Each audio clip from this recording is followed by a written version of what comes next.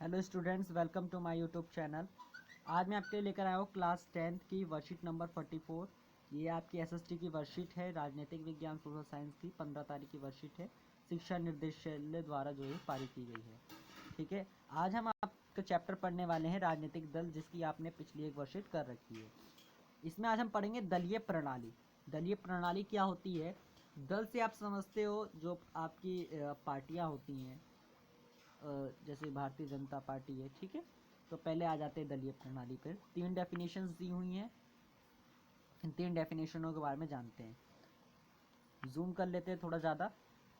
ठीक है, कई देशों में एक ही दल को सरकार बनाने व चलाने की आज़ादी है। ऐसी व्यवस्था को हम एक दलीय व्यवस्था कहते हैं। उदाहरण के तौर पर दिया गया है चीन। चीन में एक ही दल है, यानी कि एक ही राजनीतिक पार्टी है, और वही राजनीतिक पार्टी जो है सत्ता पर राज करेगी। ठीक है, दूसरी राजनीतिक पार्टी वहाँ पर इलेक्शन नहीं लड़ सकती। उसके बाद दूसरी डेफिनेशन दी गई है, कुछ देशों में सत्ता दो मुख्य दलों के मध्य बदलती रहती है, इसे दो दलीय व्यवस्था कहते हैं। जैसे अमेरिका और ब्रिटेन। अमेरिका और ब्रिटेन में दो दल हैं। जैसे कि एक दल जिसमें डोनाल्ड ट्रंप जो है राष्ट्रपति बने, और दूसरा दल अभी भी है। ठीक है, तो इन्हीं दो दल में से कोई एक जो है हर बार जीतेगा, यानी कि उस पर तीसरा दल नहीं बन सकता, दो ही दल रहेंगे। दो दल प्रणाली में फ़ायदा ये रहता है कि कम से कम हमें ये तो पता रहेगा कि हमारे जो राष्ट्रपति बने हैं वो कम से कम 51% वोट या 51% वोट से ज़्यादा से बने, यानी कि लगभग देश की आधी जनता उनके समर्थन में है। ठीक है, और तीसरी जो डेफिनेशन आपको दी गई है वो है, जब अनेक दलों का सत्ता में आने का ठीक ठाक अवसर हो तो उसे बहुदलीय व्यवस्था कहते हैं। और ये व्यवस्था आपके भारत में है। भारत में हर कोई इलेक्शन लड़ सकता है, अनेक पार्टियां हैं भारत में। ठीक है, इसलिए इसे बहुदलीय व्यवस्था कहते हैं। अगर क्वेश्चन, इसमें दो क्वेश्चन उठते हैं, भारत में कौन सी दलीय व्यवस्था है, तो बहुदलीय व्यवस्था है। बहुदलीय व्यवस्था किन किन देशों में है, तो उसमें आप भारत का नाम लिख सकते हैं। तीसरा क्वेश्चन है कि बहुदलीय व्यवस्था किसे कहते हैं, उदाहरण देकर समझाइए। ठीक है, तो ये तीन क्वेश्चन हो गए। उसके बाद अब हमारा टॉपिक है प्रांतीय दल बनाम राष्ट्रीय दल। ठीक है, प्रांतीय दल जिसे हम राष्ट्रीय दल के नाम से भी जानते हैं। ठीक ठीक है, उसके बाद क्या है आपका, प्रांतीय दल के बारे में पढ़ते हैं। जब कोई दल राज्य विधानसभा, ठीक है, जो इलेक्शन होते हैं विधानसभा के, वो उसकी बात की जा रही है। राज्य विधानसभा के चुनाव में पड़े कुल मतों का, जितने भी मत आए हैं उन मतों का अगर 6% या 6% या उससे अधिक हासिल करती है, और कम से कम 2 सीटों पर, यानी कि 2 सीट अगर वह हासिल करती है, यानी कि 6% मत प्लस 2 सीट, इतना अगर वह हासिल कर ले तो राज्य जो है उसे राजनीतिक दल की मान्यता दे देगी, यानी कि राज्य स्तर पर वह एक राजनीतिक दल के रूप में राजनीतिक दल जो है रहेगा। ठीक है, जैसे कि आपके उदाहरण है आम आदमी पार्टी, लोक जनशक्ति पार्टी, जनता दल, शिवसेना। ठीक है, ये सब आपके हैं। अगर कोई दल लोकसभा चुनाव में पड़े कुल वोट का अथवा 4 राज्यों में विधानसभा चुनाव में पड़े कुल वोट का 6%, एक तो लोकसभा चुनाव में भी और विधानसभा चुनाव में भी पड़े कुल वोटों का 6% जो है हासिल कर ले, और कम से कम 4 सीटों पर, लोकसभा चुनाव में कम से कम 4 सीटों पर हासिल कर ले अपनी जीत, तो उसे जो है राष्ट्रीय स्तरीय दल की मान्यता मिल जाएगी। उधर राज्य स्तरीय दल की मान्यता मिल रही है, इधर राष्ट्रीय स्तर की दल की मान्यता मिल रही है। जैसे कि भारतीय जनता पार्टी यानी कि भाजपा, बीजेपी। ठीक है, कांग्रेस भी इसका उदाहरण हो सकता है। उसके बाद है आपका, ठीक है ठीक है, अब हम बात करेंगे भारत में प्रमुख राष्ट्रीय दल। भारत में कौन कौन से प्रमुख राष्ट्रीय दल हैं, दलों के नाम, फिर उनके चुनाव चिन्ह और स्थापना कब हुई है, और उनकी मुख्य विचारधाराएं क्या हैं, और 2019 के लोकसभा चुनाव में उनकी क्या स्थिति रही है, कितने वोट मिले, कितनी सीटें मिली, इत्यादि इत्यादि चीज़ें। ठीक है, तो सबसे पहले भारतीय राष्ट्रीय कांग्रेस की बात की गई है। निशान हम सब जानते हैं, हाथ का पंजा। 1885 में स्थापना हुई।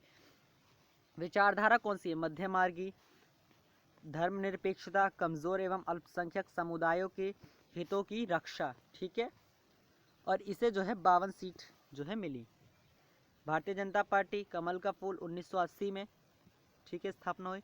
प्राचीन संस्कृति की प्रेरणा, यानी प्राचीन जो हमारी संस्कृति रही है उसे बढ़ावा देने की बात की जाती है। ठीक है, और आधुनिक भारत को आधुनिकरण में ले जाना। ठीक है, भारत का विकास करना। और सांस्कृतिक राष्ट्रवाद, धर्मनिरपेक्षता और समान नागरिक संहिता। 2014 में जब मोदी सरकार आई तो वो कुछ वादों के साथ आई, जो उन्होंने अपना घोषणा पत्र था उसमें 3 बातों के बाद में 3 बात कही थी कि हम लोग समान नागरिक संहिता लेकर आएंगे। ठीक है, और 370 वाली बात है और राम मंदिर वाली बात है। ठीक है, उसके बाद है बहुजन समाज पार्टी, हाथी 1984। ठीक है, बाबा साहब अम्बेडकर, ज्योति फुले एवं परियार आदि विचारकों से प्रेरित, यानी कि इनका बाबा साहब अम्बेडकर जो थे उनकी जो विचारधाराएं थी, जो ज्योतिबा फुले पेरियार की जो विचारधाराएं थी उनसे ये लोग प्रेरित थे, यानी कि उनका ये समर्थन करते थे। धर्मनिरपेक्षता, अनुसूचित जाति व जनजाति के लिए विशेष प्रावधान एवं उनके हितों की रक्षा इनका मकसद रहता है। इन्हें 10 सीट जैसा कि आप देख रहे मिली है। उसके बाद है भारतीय कम्युनिस्ट पार्टी, हसिया, हथौड़ा एवं सितारा, 1964 में स्थापना हुई। मार्क्सवाद, लेनिनवाद में आस्था। ठीक है, समाजवाद, धर्मनिरपेक्षता और लोकतंत्र की समर्थन तथा समाजवाद और सांप्रदायिक ताकतों का विरोध, ये इनकी बातें रहती, तब इन्हें 3 सीट मिली है। ठीक है, कम्युनिस्ट, भारतीय कम्युनिस्ट पार्टी, दोनों का नाम एक ही है पर ये एम के नाम से जो है ज़्यादा प्रचलित रहती है। गेहूं की बाली एवं हसिया, 1925। मार्क्सवाद, लेनिनवाद, धर्मनिरपेक्षता एवं लोकतंत्र में आस्था, अलगाववादी और सांप्रदायिक ताकतों का विरोध। लगभग इन दोनों की जो मांगे हैं वो लगभग जो है सेम है। ठीक है, लगभग इन दोनों की मांगे जो है सेम है। राष्ट्रवादी कांग्रेस पार्टी, ध्यान रहे वो राष्ट्रीय कांग्रेस पार्टी है और राष्ट्रवादी, इसका है लेवल घड़ी 1999। गांधीवाद, धर्मनिरपेक्षता, सामाजिक न्याय एवं संघवाद इत्यादि, उसे 5 सीटें जो है मिली हैं। ठीक है, अब प्रश्न उत्तर पे आ जाते हैं। पहला प्रश्न है, लोकसभा जनशक्ति पार्टी किस राज्य का एक प्रांतीय दल है? तो इसका उत्तर आएगा बिहार। ठीक है, आप इसका उत्तर केवल आपको बिहार लिखना है और कुछ नहीं करना। दूसरा है, भारतीय राष्ट्रीय कांग्रेस पर एक संक्षिप्त नोट लिखें। मैं आपको संक्षिप्त नोट दिखाने वाला हूँ। देखिए क्या है, भारतीय राष्ट्रीय कांग्रेस पर एक संक्षिप्त नोट लिखिए। ये रहा आपका संक्षिप्त नोट।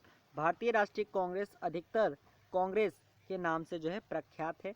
भारत के 2 प्रमुख राजनीतिक दलों में से एक है, जिनके में अन्य भारतीय जनता पार्टी है। एक तो ये आपकी कांग्रेस हो गई और दूसरी बीजेपी हो गई आपकी। ठीक है, एक कांग्रेस और बीजेपी। उसके बाद क्या है, भारतीय जनता पार्टी है। कांग्रेस की स्थापना ब्रिटिश राज में 25 दिसंबर 1885 में हुई थी, हमने पीछे पढ़ा है। जिसके संस्थापकों में M.O. हामुर, दादा भाई नरोजी और दिनाशा वाचा शामिल थे।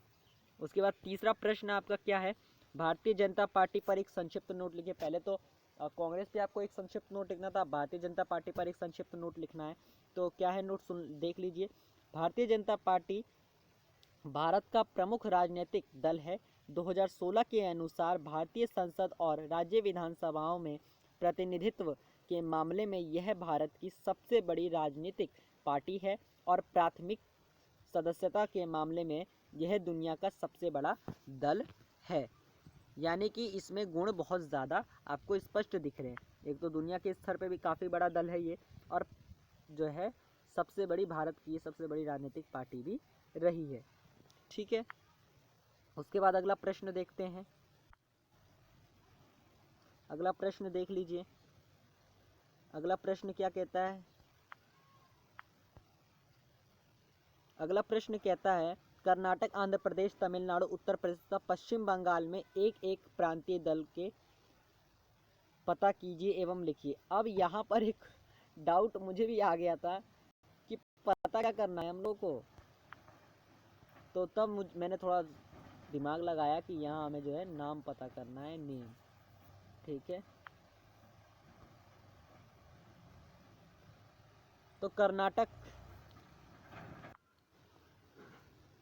कर्नाटक में कौन सी पार्टी? कर्नाटक में है जनता दल सेकुलर। ठीक है, आंध्र प्रदेश में है तेलुगु देशम पार्टी, तमिलनाडु में है AIDDMK। ठीक है, उसके बाद उत्तर प्रदेश में है समाजवादी पार्टी और पश्चिम बंगाल में है तृणमूल कांग्रेस। ठीक है, तो ये आपकी इस तरह से वर्कशीट कंप्लीट होती है। इस तरह से ये आपकी वर्कशीट जो है कंप्लीट होती है। तो हमारे चैनल को सब्सक्राइब करें, वीडियो को लाइक करें एंड वीडियो को ज़्यादा से ज़्यादा शेयर करें। हमारे चैनल पर सबसे पहले वीडियो अपलोड होती है, आप यूट्यूब पे जाके सर्च कर लीजिए, सबसे पहले हमारी वीडियो आपको मिलने वाली है। तो बाय फ्रेंड्स।